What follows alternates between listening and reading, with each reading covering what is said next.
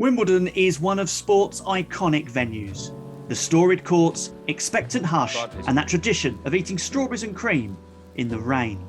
There's also some tennis to watch, but with a host of talent spread across 18 courts in the opening days of the tournament, which tickets will give you the best value for money? The answers may surprise you. On the face of it, value for money is about entertainment versus cost. But how can you second guess where the entertainment is likely to be? This is where must-see ratings come in. We took a deep dive into that previously, but essentially it's a calculation to establish, before a ball is hit, how watchable a match is likely to be.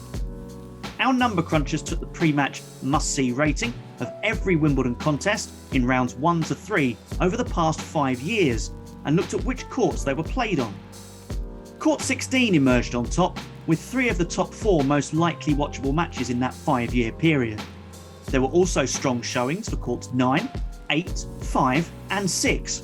However, there are next to no singles matches there after the first round, so choose your day wisely. Price is also of importance.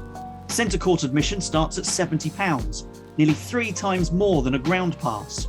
So we divided the watchability score for each court by the price of entry and then multiplied that by the number of matches played on those courts each day over the first week.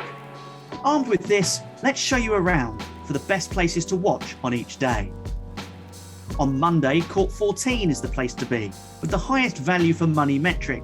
It has also produced some of the closest first day matches over the last 5 years and can be a place to see rising stars. In 2018, home player Cameron Norrie, then ranked 75 in the world but now in the top 20, was involved in a 4-set tussle with the similarly ranked Aliash Bedene. On Tuesday, loiter around courts 4 to 9 for the sheer number of watchable matches being played. You may not see the very biggest stars, but you are likely to see more competitive tennis, as the top seeds on the show courts tend to ease past lowly opponents in the first rounds. Courts 4 to 9 are closely packed in to the south of centre court, so can be easily navigated and are a great spot to watch former slam winners and future stars at close quarters. But bear in mind that apart from a few benches, seating is limited. On Wednesday and Thursday, courts 12, 14, 16 and 18 come into their own. The top 5 most watchable matches on those days over the last 5 years were on those courts, and 4 were decided by a margin of 3 games or fewer. Court 18 is actually the 6th biggest court, and many of the game's second tier feature there in the first week. By Friday and Saturday, you may be yearning for the likes of Djokovic and Swiatek, and statistically, you'd be right to consider shelling out for a stadium ticket. But courts 2 and 3 have a higher value for money score than centre or court 1 at this stage. And with just 6 matches per day across the main 2 courts, there'll be some big names on 2 and 3, all looking to survive into the second week.